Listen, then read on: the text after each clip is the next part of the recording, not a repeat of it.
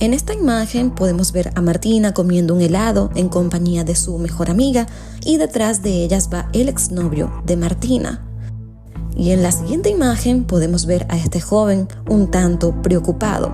Lo que más tarde les contaré los dejará horrorizados. Fiorenza, Cosentino y Marcelo Carbonaro, los padres de Martina, introdujeron la denuncia de desaparición la noche del 26 de mayo, después de que su hija no regresara a casa.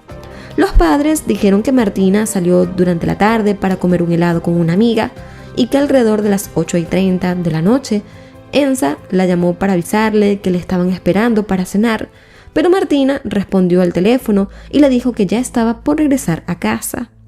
Sin embargo, pasaron los minutos, luego las horas, y Martina simplemente no volvió.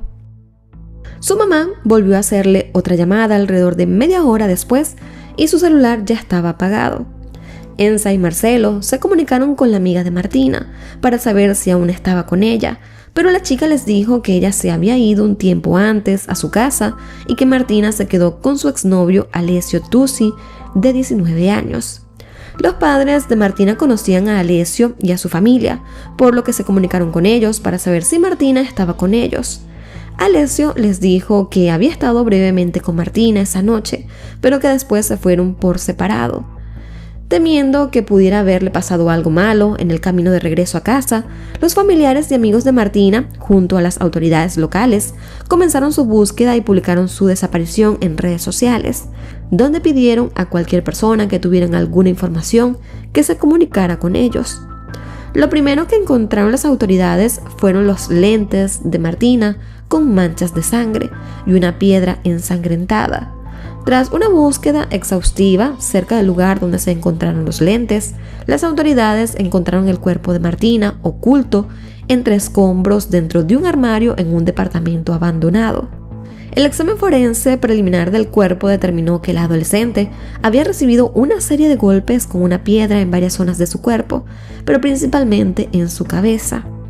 Desde las primeras indagaciones, y a pesar de que ayudó en las búsquedas de Martina, Alessio Tusi fue el principal sospechoso de la policía, y esto fue por ser la última persona en verla con vida y porque su declaración cayó en algunas contradicciones.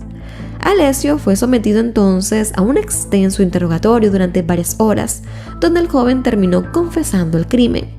Pero antes de continuar con estos detalles que son muy importantes de la investigación, quiero hablarles un poco sobre quiénes eran estos dos chicos y qué relación tenían.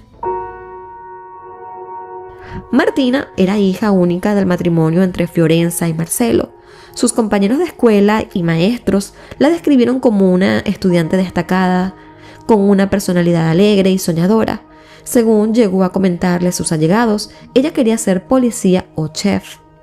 La rápida preocupación de los padres de Martina, después de que ella no regresara a casa al tiempo acordado, demostraba que la adolescente no solía ausentarse sin avisar, así que las alarmas se encendieron rápidamente.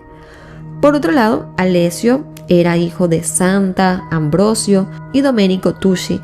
Para el momento de los hechos, Alessio se había graduado de la secundaria y a veces ayudaba a su padre en el trabajo, quien se desempeñaba como albañil.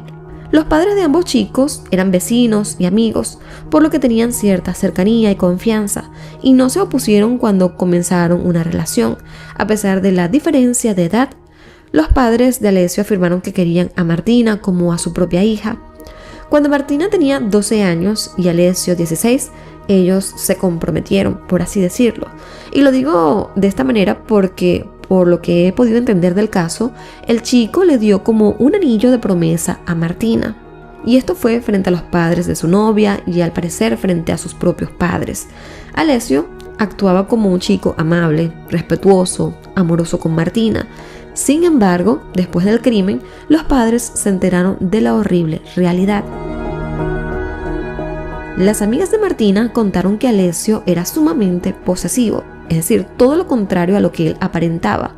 Era controlador, celoso, quería estar controlando cada aspecto de su vida y se molestaba si notaba que algún chico la veía o si ella tan solo veía a alguien más. Alessio había tenido varios episodios de violencia hacia Martina en los 2 años de relación que tuvieron. El último hecho violento que cometió antes de matarla fue que él provocó su separación. Alessio le dio una cachetada y varias de sus amigas fueron testigos. Según las otras adolescentes, Martina decidió terminar la relación porque se sentía sofocada por el control de Alessio. Cuando los padres de Martina se enteraron de su ruptura, le preguntaron la razón y esta no contó demasiado. Solo dijo que ya no estaba enamorada, que no quería estar más con él y que sus caminos iban por lugares diferentes. Ahora, continuando con la investigación, el mismo Alessio confesó que el día de los hechos, él interceptó a Martina en la heladería donde ella estaba junto a su amiga. Una cámara de seguridad del área pudo captar a Martina comiéndose un helado y caminando junto a su amiga, mientras Alessio caminaba detrás de ella. Y en un momento ambas se regresan y se ve cómo Alessio se lleva las manos a la cara y la cabeza como señal de preocupación o frustración. La amiga de Martina confirmó que los dejó solos porque Alessio quería hablar con Martina sobre su relación y pretendía que ella recapacitara sobre su decisión de terminarle. Una vez que ella se fue, Alessio y Martina caminaron hasta el edificio abandonado, un lugar que ellos solían frecuentar cuando eran pareja porque les proporcionaba una privacidad que probablemente no tenían en sus casas. Y según la reconstrucción policial, en medio de la conversación, Alessio intentó abrazar a Martina, pero ella lo rechazó, lo que lo llevó a golpearle la cabeza varias veces con una piedra. Y en su declaración dijo que mató a Martina porque ella lo había dejado. Después de golpearla, Alessio apagó el celular de la joven y luego ocultó su cuerpo en el armario, colocándole varios escombros encima.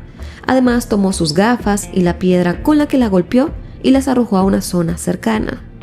Tras cometer el crimen, Alessio regresó a su casa como si nada hubiese pasado e incluso fingió no saber nada de Martina y se acercó a sus padres para ayudarlos en la búsqueda. Un análisis un poco más profundo determinó que Martina no murió tan pronto cuando recibió los golpes, sino que estuvo un buen tiempo agonizando. Con las investigaciones y la confesión de Alessio, la fiscalía emitió una orden de arresto por homicidio voluntario. Inicialmente, Alessio fue recluido en prisión, pero su abogado solicitó su traslado a otra prisión de la región por temor a represalias por parte de los otros reclusos. Poco después, la solicitud presentada fue aceptada, pero por seguridad no se ha sido revelada la prisión donde este joven fue trasladado. Según el abogado, Alessio ha demostrado estar muy arrepentido de lo que hizo y le pidió disculpas a la familia de su exnovia y a sus propios padres. Supuestamente el joven ha repetido que en ese momento no era él que cometió el crimen y que fue un arrebato de celos y de rabia. En una entrevista para un diario italiano realizado a finales de mayo, Enza y Marcelo dijeron que Alessio tenía dos máscaras, la que le mostraba a la familia y otra oculta que solo Martina había visto. Sobre las actitudes violentas de Alessio, Enza dijo que él nunca actuó de esa forma frente a ella y que Martina nunca tampoco le dijo nada al respecto, ni demostró alguna señal de que estaba siendo violentada. No obstante, Enza dijo que tenía conocimiento de que en las últimas semanas su hija había estado saliendo con amigas y hablado con chicos, como cualquier chica de su edad.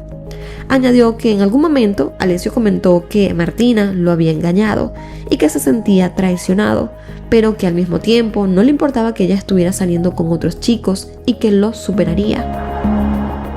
Sin embargo, ahora Enza cree que Alessio solo estaba ocultando su molestia, pero internamente creía que si Martina no estaba con él, no estaría con nadie más.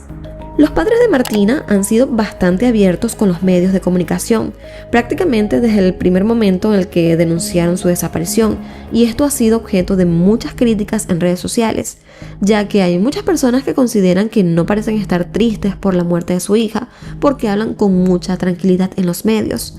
Y también han sido duramente criticados por permitir que Martina mantuviera una relación con un chico 4 años mayor, sobre todo en la etapa en la que ella estaba, y que peor aún, normalizaran que estuvieran comprometidos a tan corta edad. Algunas personas alegan que si bien 4 años no es demasiada diferencia de edad, para un chico que está entrando en su adultez y una chica que está entrando a su adolescencia, sí lo es. Además de que aseguran que Martina parecía estar saltándose varias etapas porque aparentaba mucha más edad de la que realmente tenía. Por otro lado, Domenico Tusi, el padre de Alessio, dio una breve rueda de prensa en la que afirmó que se sentía muy mal por lo sucedido y pidió perdón a la familia de Martina y a todo el mundo en nombre de su hijo y de su familia. Dijo que hasta el momento de los hechos, Alessio era un joven normal, que salía con sus amigos y que siempre estaba pendiente de él, aunque quizás su hijo no le contaba tantas cosas de su vida. Aseguró que en un principio no esperaba que su hijo fuera el responsable del crimen y que al enterarse quedó completamente destruido. Domenico señaló que Alessio deberá pagar por lo que hizo, pero que desafortunadamente él es su padre y no puede abandonarlo, así que debe acompañarlo en todo este proceso. Los periodistas presentes le preguntaron a Domenico sobre la cachetada que supuestamente Alessio le había dado a Martina y que si él sabía que su hijo era una persona violenta, a lo que Domenico respondió que se había enterado de lo de la cachetada después del crimen y que no tenía idea de que su hijo estaba actuando de esa manera con Martina. Además, afirmó que tampoco sabía sobre las actitudes posesivas de su hijo hacia Martina, porque frente a las familias ambos actuaban de manera normal como una pareja feliz. Ya para el 6 de junio, Santa de Ambrosio, la madre de Alessio, también dio una entrevista para el canal Rai de Italia, donde expresó que se sentía destruida por lo sucedido y que aún no podía creer que Martina estaba muerta y que su hijo era el responsable. Santa relató que, previo a los hechos, su hijo le había contado que Martina tenía un nuevo pretendiente y que al parecer estaba enamorada de ese chico. Por esto, cuando Enza la llamó para contarle que no encontraba a Martina, ella le dijo que quizás estaba con ese nuevo pretendiente, pero jamás se imaginó que su propio hijo le había hecho algo. Este último dato causó un poco de indignación por parte de la opinión pública hacia Santa, porque se pensaba que ella había intentado desviar la atención hacia otro chico en vez de su hijo, para poder encubrirlo o protegerlo, pero con esta entrevista nos aclaró el contexto de ese comentario que ya había hecho. Santa dijo conmovida que Martina era como una hija para ella y que su hijo deberá pagar por lo que hizo.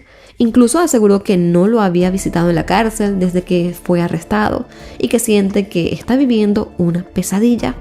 Este caso es bastante particular porque usualmente en otros casos vemos que los padres muchas veces justifican o defienden a sus hijos, pero aquí podemos ver que tanto Domenico como Santa han sido enfáticos en que Alessio deberá pagar las consecuencias de sus actos y se ven realmente tristes y avergonzados de lo que él hizo. No obstante, esto tampoco los ha liberado de las críticas en redes, ya que muchas personas consideran que ellos también tienen algo de responsabilidad en toda esta situación, por permitir que su hijo estuviera con una chica que estaba en una etapa de vida completamente distinta a la de él. El feminicidio de Martina sacudió a Fragola y a toda Italia. El 4 de junio se llevó a cabo una masiva funeral en la Basílica de San Antonio en Afragola, donde asistieron 2.000 personas, quienes exigieron justicia por la joven. Incluso la presidenta del Consejo de Ministros de Italia también se pronunció sobre el caso y escribió lo siguiente: Martina tenía solo 14 años, tenía toda una vida por delante, sueños, amistades, su escuela. Se la arrebataron con una violencia que la dejó sin aliento, brutalmente asesinada por alguien que decía amarla. Un crimen despiadado que afecta profundamente a todos los padres, a todos los ciudadanos, a todos los seres humanos. Su muerte nos conmociona, nos obliga a enfrentar un mal profundo que no podemos ignorar ni normalizar. La violencia ciega y posesiva que con demasiada frecuencia azota a las mujeres, incluso a las más jóvenes. Mi más sentido abrazo y mi más sentido pésame a la familia de Martina. La justicia tiene la tarea de intervenir con la máxima severidad. Las instituciones tienen el deber de no mirar hacia otro lado. Son muchas las medidas que hemos aprobado hasta ahora para intentar detener este mal, pero debemos ser conscientes de que las normas nunca serán suficientes si no impulsamos un profundo cambio cultural y social. En estos años se han dado pasos adelante, pero evidentemente no es suficiente. Debemos hacer más todos juntos, por Martina, por todos. Les quiero mencionar ahora un dato quizás no tan relevante, pero que sí refleja precisamente el punto de la presidenta Meloni. Es que un hombre llamado Stefano Adeo, de 65 años, escribió en sus redes sociales que deseaba que la hija de Meloni tuviera el mismo destino que la chica de Afragola, refiriéndose a Martina. Lo más indignante de este comentario es que Ginebra, la hija de Giorgia Meloni, es una niña de solo 8 años de edad, y este hombre, que se desempeñaba como profesor de alemán en una escuela pública de la localidad en la región de Campania, causó una gran polémica por su posteo, que lo llevó a borrar inicialmente la publicación y luego sus redes, y después a salir a pedir disculpas públicas. Pero no solo eso, las consecuencias de sus publicaciones, entre ellas que fuera suspendido de su trabajo y que se le abriera un proceso disciplinario, lo llevaron a intentar quitarse la vida el 2 de junio, ingiriendo una gran cantidad de medicamentos recetados, aunque ahora mismo está fuera de peligro. Pero como dije anteriormente, quizás esto no es un dato nada significativo o relevante para el caso, pero quise mencionarlo y también resaltarlo porque ha dejado una lección y nos lleva a reflexionar sobre los comentarios malintencionados que muchas veces publicamos en redes sociales creyendo que no tendrán ninguna consecuencia o impacto. Algo que también se ha debatido mucho en redes es el tema de la relación entre adolescentes, pero con edades bastante diferentes, y hasta qué punto podría ser algo aceptable o no. Esto principalmente por las críticas que recibieron los padres de Martina por permitir que su hija mantuviera una relación con un chico que ya estaba entrando a la adultez. Las etapas de vida, la madurez y la forma de pensar de un jovencito de 19 y las de una niña de 14 son totalmente diferentes, incluso las de un adolescente de 16 y una niña de 12, que eran las edades que tenían Alessio y Martina cuando comenzaron su relación. Aunque Martina estaba por cumplir 15 años y quizás aparentaba tener más edad, seguía siendo una adolescente que necesitaba límites y orientación de sus padres, sobre todo respecto a las relaciones de pareja. Y el hecho de que sus padres no supieran en lo absoluto lo que ella estaba viviendo nos dice algo.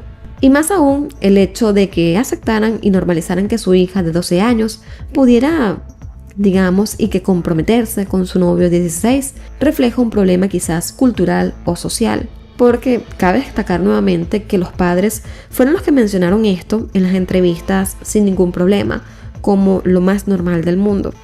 Para muchas personas, el feminicidio de Martina Carbonaro no solo ha generado una ola de debates y reflexiones, sino que también ha dejado al descubierto la necesidad de políticas que aborden de raíz el problema de la violencia de género en adultos, pero también en adolescentes.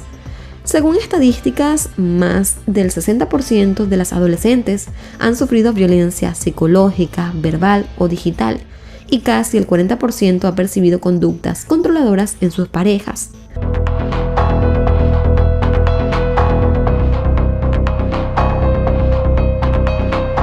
El 31 de marzo del año 2019, unos transeúntes que estaban por la autopista Dolphin Expressway en la ciudad de Miami llamaron al número de emergencias 911 para reportar un incidente de ira al volante.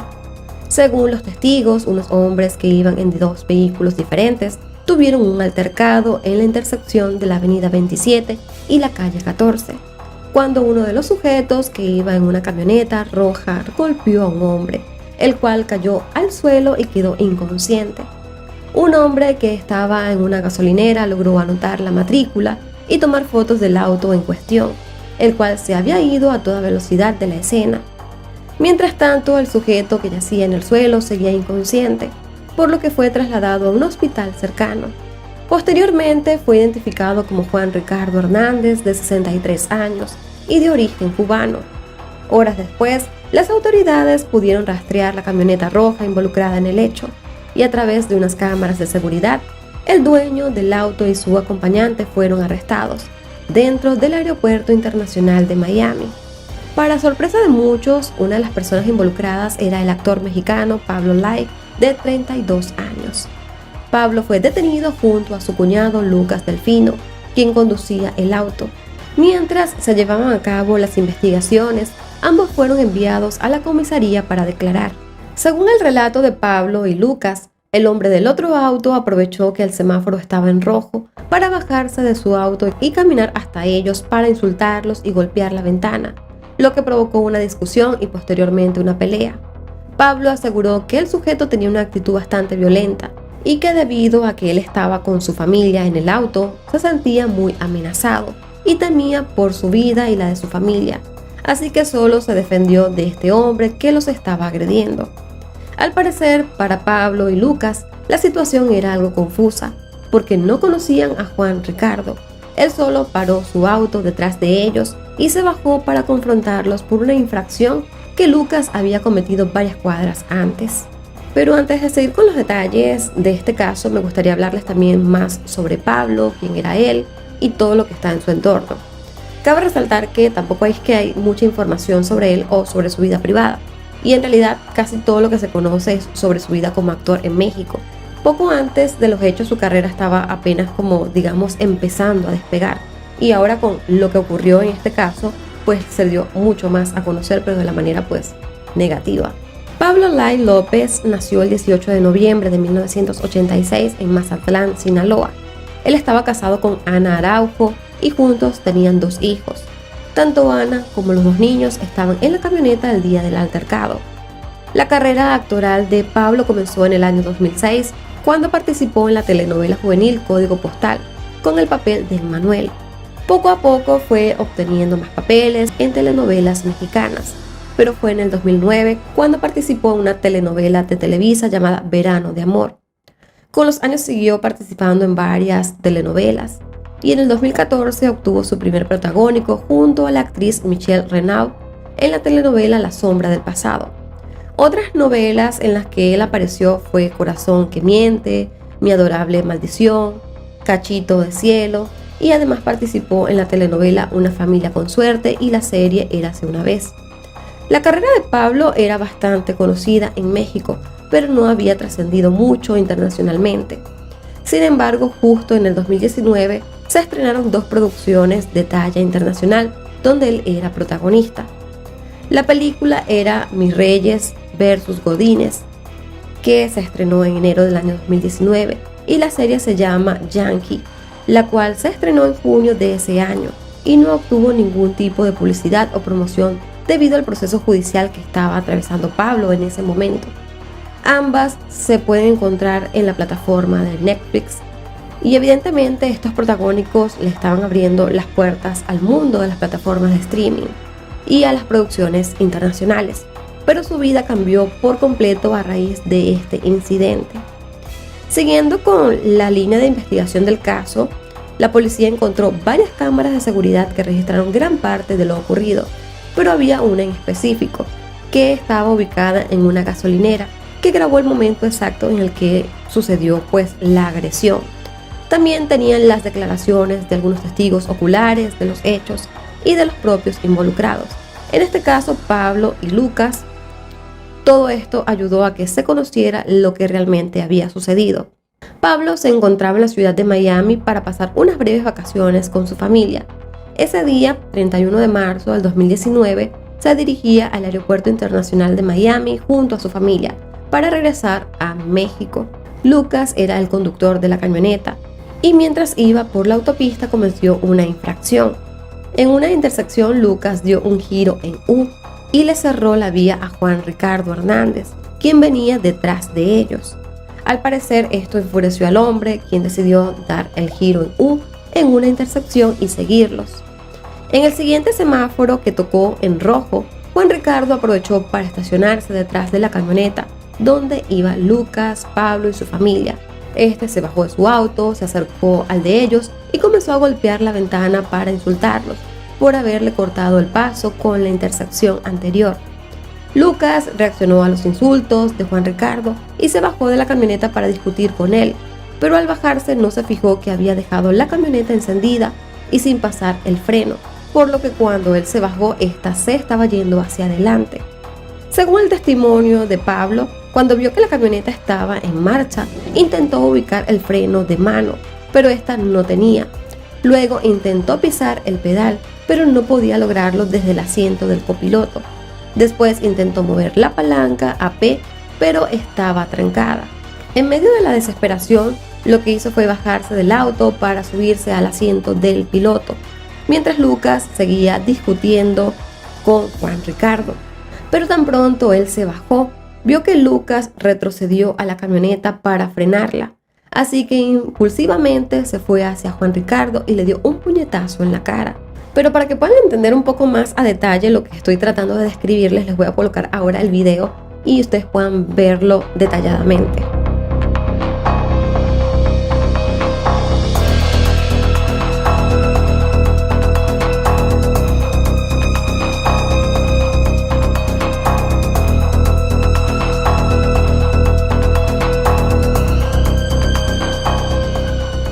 Debido a que Juan Ricardo estaba retrocediendo mientras Pablo se acercaba, al recibir el golpe perdió la estabilidad, cayó de espaldas y se golpeó la cabeza con el suelo, lo que lo dejó inconsciente. Después de conocer los testimonios y ver los videos, para la policía quedó claro que, si bien Juan Ricardo había comenzado el altercado, fue Pablo quien se acercó a agredirlo. Para los detectives, lo que planteaba Pablo de que él temía por su vida y la de su familia no parecía muy real, teniendo en cuenta los videos que se acababan de ver. Ni los detectives ni los involucrados sabían cuáles eran las intenciones de Juan Ricardo. Él ya se había tomado la molestia de seguirlos una buena distancia, y en ese momento ellos no podrían saber si él estaba retrocediendo hacia su camioneta para buscar un arma, sea una pistola o un bate o cualquier cosa. Teniendo en cuenta también la cantidad de situaciones de este tipo que ya se han presentado a diario en Estados Unidos, puede ser también algo bastante peligroso verse involucrado en este tipo de altercados en la calle, porque realmente no se sabe qué esperar, qué va a suceder, si alguien pasa con un arma o simplemente se va a marchar y ya. Para muchas personas, el miedo que pudo haber sentido Pablo, según la audiencia, la gente que estuvo pues hablando mucho sobre este caso, pensó que quizás el miedo de Pablo sí era real. Y digamos que de esa manera estaban justificando pues el accionar de este hombre. Pero lo cierto es que muchas personas consideraban que pues Pablo estaba en su deber de proteger a su familia, que era notable su miedo, pero otras personas en redes sociales, la prensa, llegaron a decir pues que esto no era lo correcto. Para el 1 de abril del año 2019, Pablo fue arrestado bajo el cargo de asalto agravado. Ese día se presentó en la corte de Miami-Dade y debido a que no tenía antecedentes penales, la jueza a cargo lo dejó en libertad bajo una fianza de $5,000 y lo autorizó para viajar a México. Desafortunadamente, Juan Ricardo no sobrevivió al golpe en la cabeza, ya que el 4 de abril de 2019 falleció luego de pasar varios días en coma y con un respirador artificial. Ese día los médicos anunciaron que tenía muerte cerebral y su familia decidió desconectarlo de la máquina de soporte vital. Luego de conocerse la muerte de Juan Ricardo, Pablo fue acusado ahora de homicidio y se emitió una orden de arresto en su contra. Sin embargo, pagó una fianza de $50,000 y se le dictó arresto domiciliario mientras se llevaba a cabo el juicio. En agosto de 2019, Pablo tuvo una audiencia de lectura de cargos donde contó parte de su versión. Algunas personas en redes sociales criticaron su declaración, ya que afirmaron que estaba actuando cuando relató cómo se sintió durante el momento del incidente. En esa ocasión, el juez determinó que Pablo no golpeó a Juan Ricardo con la fuerza suficiente como para matarlo, pero que a raíz del golpe, Juan Ricardo se golpeó la cabeza y posteriormente falleció a causa de esto. Pablo terminó siendo acusado de homicidio involuntario. Como era de esperarse, este caso acaparó muchos de los titulares en medios de comunicación, sobre todo de la prensa rosa, debido a que era un actor reconocido en México. Se habló mucho sobre las malas reacciones que tiene mucha gente mientras maneja. Para algunas personas esto era una gran lección, para las personas que se molestan demasiado cuando están manejando y no pueden mantener la calma y no miden sus acciones. Por otra parte, el juicio de Pablo se retrasó un buen tiempo debido a la pandemia por COVID-19. Este debía iniciarse en el año 2020, pero finalmente se realizó en septiembre del año 2022. Durante el juicio, la fiscalía presentó todas las evidencias en contra de Pablo, y la más importante fue el video de la cámara de seguridad, en donde se veía claramente cómo corrió hacia Juan Ricardo para golpearlo. Además, aseguraron que el hombre se vio intimidado por Pablo, ya que supuestamente sus últimas palabras fueron: "Por favor, no me hagas daño", justo antes de caer y golpearse la cabeza. Ahora, quiero resaltar que no sé realmente de dónde la fiscalía sacó que Juan Ricardo dijo esta última frase, pero vamos a suponer que tuvo que haberlo dicho quizás un testigo, pero no encontré nada relacionado en internet que pudiera verificar que esto realmente pasó, que esto fue lo último que se dijo. Ahora, el abogado de Pablo argumentó desde el inicio que él había actuado en defensa propia, ya que temía por su vida y la de su familia. Además, resaltó que él se sentía totalmente arrepentido de haberlo golpeado, aunque nunca fue con intención de matarlo. El 4 de octubre de 2022, Pablo fue declarado culpable. Los miembros del jurado deliberaron durante unas horas, hasta que llegaron a un veredicto de culpabilidad. En diciembre de 2022, la defensa de Pablo solicitó que el juicio y el veredicto fueran anulados, argumentando que hubo algunas inconsistencias durante el proceso y que el juez no admitió pruebas ni testigos que habrían demostrado que Pablo actuó en defensa propia.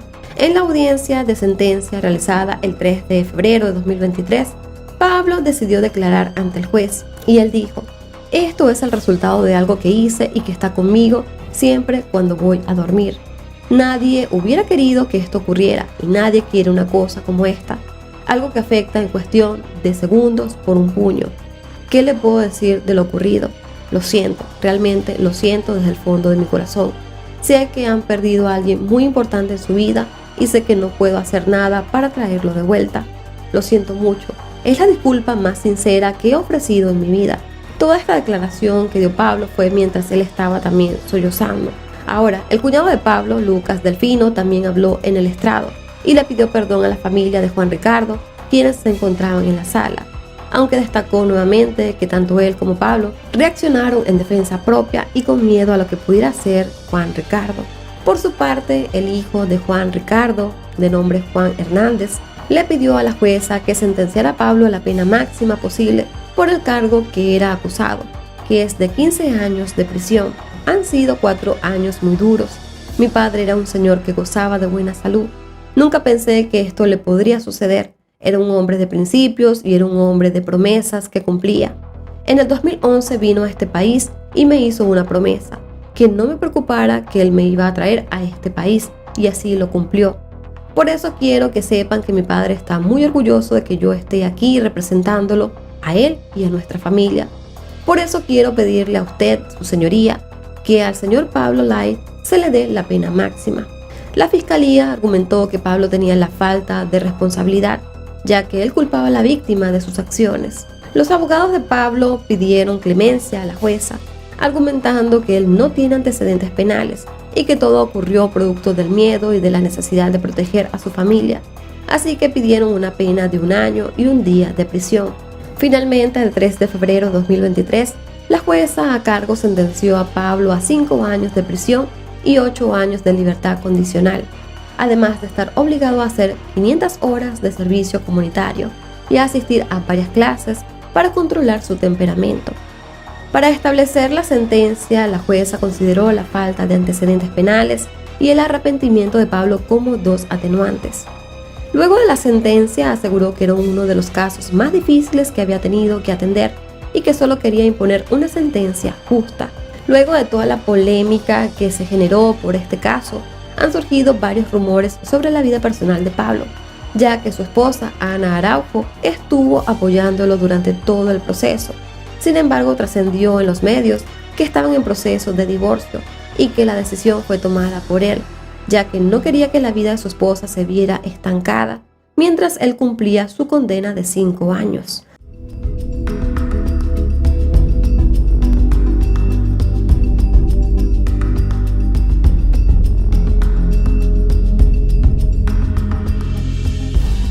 Para el 3 de septiembre del año 2020, la policía en Inglaterra recibió una denuncia por la desaparición de una joven de 32 años llamada Lorraine Cox, quien había sido vista por última vez en la madrugada del 1 de septiembre de 2020. El padre de Lorraine le dijo a las autoridades que la noche del 31 de agosto su hija había salido a tomar unos tragos con unos amigos y que luego de que salió del bar no fue vista nuevamente por ningún conocido. Además dijo que él y otros miembros de la familia habían recibido mensajes extraños desde el teléfono de Lorraine que les hacía pensar que no era ella quien escribía los mensajes. Lorraine nació en Exeter pero no vivía allí, ya que se había mudado a Escocia con su novia Elise. Elise también había recibido mensajes extraños de Lorraine desde el 1 de septiembre. Ella y Lorraine se conocieron en el año 2008, vivieron juntas por unos meses y luego se mudaron a Escocia en octubre de 2019. De hecho, estaban comprometidas y tenían planeado casarse y formar una familia.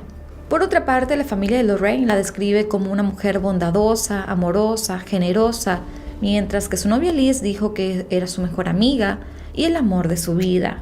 Liz también llegó a explicar que la cuarentena por la pandemia de 2020 fue muy difícil para Lorraine, porque no había podido ver a su familia, ya que no pudo viajar por las restricciones.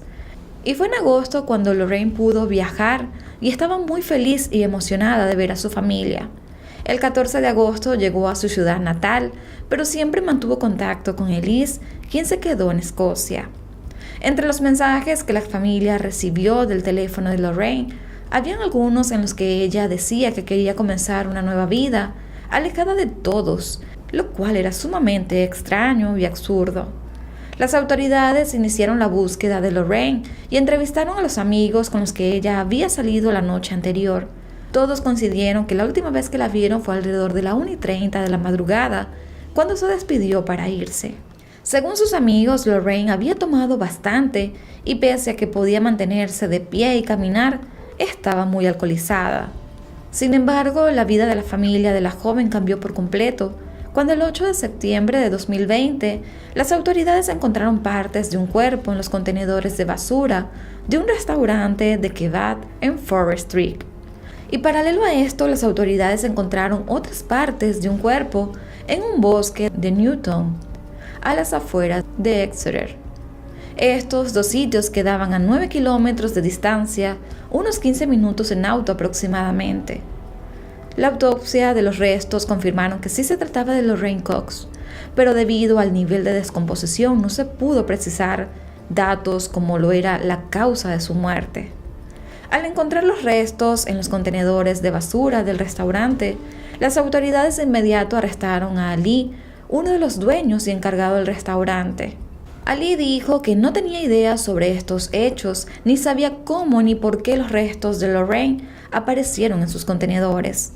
Sin embargo, proporcionaron información importante, ya que dijo que arriba del restaurante habían inquilinos, ya que ellos tenían varias habitaciones para alquilar. Ali fue puesto en libertad poco después porque no habían evidencias suficientes que lo vincularan con la desaparición y muerte de Lorraine. La policía decidió indagar más y entrevistó a los inquilinos. Además, revisaron las cámaras de seguridad de la ciudad, desde el bar donde Lorraine había salido hasta el restaurante. Los oficiales entrevistaron específicamente a un hombre llamado Christopher Meyer.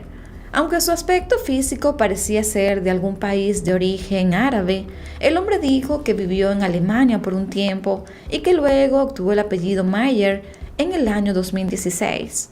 Sin embargo, las autoridades descubrieron que este hombre estaba utilizando una identificación falsa y que realmente se llamaba Hassan Mangori.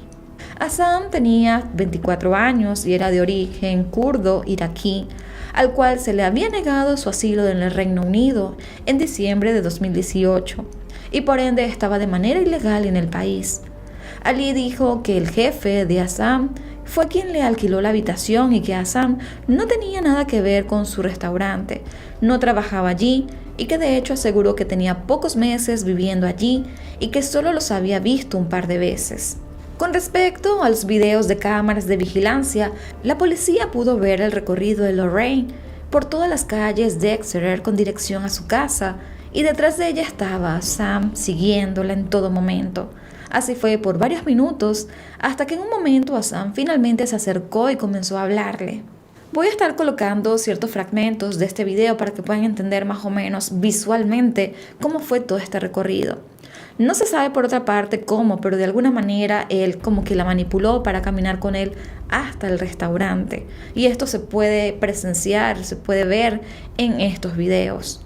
Sin embargo, en la prensa no se habla como tal de esto, pero si observamos un poco los videos, o a mi parecer, él como que la agarra fuerte de los brazos y la lleva medio empujada por las calles.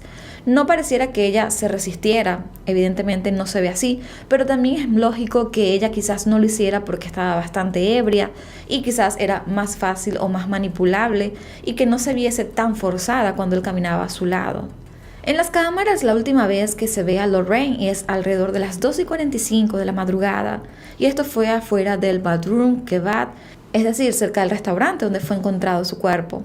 Luego, en estos videos se ve a Hassan en el callejón donde estaban los contenedores botando algo que tenía en su morral. Y posteriormente en otros videos se le ve tomando un taxi cerca del bosque de Newton. Él a su vez cargaba un bolso deportivo bastante grande de la marca inglesa. La policía entrevistó al taxista que buscó a Hassan ese día y este dijo que era un estudiante extranjero que estaba buscando dónde alojarse y que por eso llevaba esa mochila tan grande. La policía allanó la habitación donde vivía Hassan y allí encontraron 2 cuchillos llenos de sangre y algunos artículos personales de Lorraine. Hassan también fue captado por las cámaras de seguridad de unas tiendas locales, donde este compró bolsas de basura, productos de limpieza, cinta adhesiva y un purificador de aire y una pala. Con toda esta evidencia, el 8 de septiembre de 2020, la policía terminó arrestando a Hassan por ser el principal sospechoso del asesinato de Lorraine. Y al verse acorralado con todas estas evidencias, decidió brindar su versión de los hechos. Hassan dijo que esa madrugada él salió a caminar y se encontró con Lorraine caminando sola en la calle. Él se la acercó y comenzaron a hablar, por lo que él la invitó a su habitación y pasar el rato. El hombre dijo que Lorraine estaba bastante alcoholizada y que había fumado algún tipo de droga misteriosa. Según Hassan, ellos estaban manteniendo relaciones sexuales y de un momento a otro Lorraine quedó inconsciente y murió. Hassan declaró que él intentó resucitarla, pero que ella no respondía. El oficial le preguntó que por qué no pidió ayuda cuando ella murió, y él respondió que su estatus migratorio le impedía llamar al número de emergencias por miedo a que éste lo deportaran a su país de origen.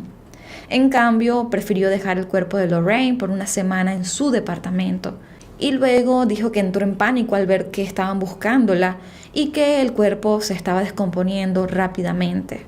Así que él decidió desmembrarla, repartir los restos en 2 lugares diferentes. Pero los días previos a mutilar el cuerpo de Lorraine, él había decidido usar también la tarjeta SIM de Lorraine para enviarle mensajes de textos a sus seres queridos. Todo esto con intención de ocultar el crimen. Pero la realidad es que en vez de ocultarlo, levantó aún más sospechas por parte de la familia. La policía descubrió que Hassan había visto videos fetichistas sobre amputaciones en los días previos a la desaparición de Lorraine y que también buscó en Google cómo cavar una tumba a mano. Por otra parte, las autoridades pudieron confirmar que la sangre que habían hallado en los cuchillos sí le pertenecía a Lorraine.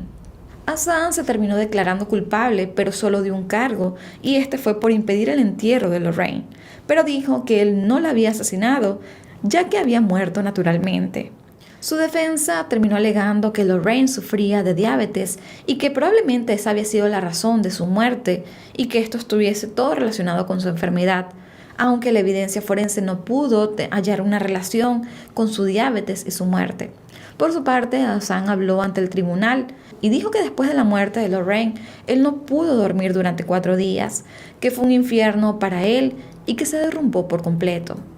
Le dijo al jurado que él pensó que Lorraine se había desmayado, que ella estaba jugándole una broma, pero que luego se dio cuenta de que no despertaba y que tampoco respiraba. Así que revisó su pulso y se asustó, por lo que empezó a sacudirla y también a supuestamente darle RCP. Sin embargo, él también pudo decir más adelante que él nunca había hecho eso, que no sabía cómo hacerlo, que simplemente lo había visto en las películas. Pero como estaba tan desesperado, decidió hacerlo. Y además dijo que estaba muy asustado y que la subió a la cama porque ella estaba fría. Sin embargo, el fiscal a cargo dijo que Hassan era un mentiroso y que en la garganta de Lorraine los forenses habían encontrado un pedazo de camiseta, por lo que creen que la causa real de la muerte de la joven había sido por asfixia. Hassan dijo que él sí le había metido la camisa a Lorraine en la boca, pero que fue después de su muerte. El fiscal resaltó que la actitud de Hassan era realmente repudiable, que si fuese verdad lo que él estaba contando de la muerte de la joven y que esto había sido por causas naturales o por consumir alguna misteriosa droga, lo más lógico era que él llamara a las autoridades. Sin embargo, hizo todo lo contrario, se quedó con el cuerpo de la joven durante varios días y luego terminó desmembrándolo. El fiscal alegó que realmente Hassan había salido a la calle simplemente para buscar a alguna mujer en la ciudad y abusar sexualmente y después acabar con ella, y que lamentablemente se topó con Lorraine. Agregó que ella estaba alcoholizada, que Assam se aprovechó de esto para ofrecerle también dinero, alcohol, drogas, a cambio de irse con él a su departamento. El fiscal aseguró que en uno de estos videos se le podía escuchar a Assam diciéndole esto a Lorraine, pero que él dijo que no recordaba lo que había dicho. Asimismo, la ingesta de alcohol inhibió la capacidad también de Lorraine de poder reaccionar, de poder defenderse, y además la calle estaba completamente sola. En el juicio también se conoció que Assam no quería volver a su país de origen porque allí sería condenado debido a su orientación sexual, ya que él al parecer era bisexual y durante los meses previos al crimen ya había tenido encuentros sexuales con hombres y mujeres. La defensa alegó que esta era una de las principales razones por las que Assam no llamó al número de emergencia, por miedo a que éste lo deportaran. Finalmente, después de un juicio que duró aproximadamente 2 semanas, fue el jueves 1 de abril de 2021, exactamente 7 meses después del asesinato de Lorraine, que el jurado lo encontró culpable de asesinato. Una semana después, el 7 de abril, Assam Mangori, de 24 años, fue sentenciado a una cadena perpetua con posibilidad de pedir libertad condicional cuando éste cumpla un mínimo de 20 años de prisión. El crimen de Lorraine fue devastador para toda su familia, para su pareja Liz, quien esperaba con ansias el regreso de ella a su hogar en Escocia. Ellis dijo en una entrevista que su vida había cambiado drásticamente y que nada podía sanar el dolor que ella sentía en ese momento, porque ya su compañera de vida no estaba, con quien planeaba casarse y además tener hijos. Por otra parte, Ali, el dueño del restaurante donde se encontraron los restos del cuerpo de Lorraine, también brindó entrevistas a los medios británicos y contó su difícil situación después del crimen. El hombre contó que mucha gente dejó de ir a su restaurante porque algunos medios reseñaron que Assam trabajaba para él o incluso llegaron a decir que había sido señalado como el responsable, por lo que evidentemente las personas ni siquiera se acercaban a aquel lugar. Así que esta situación le trajo duras consecuencias a su negocio, al punto de que tuvo que cambiar el nombre y también la imagen del local.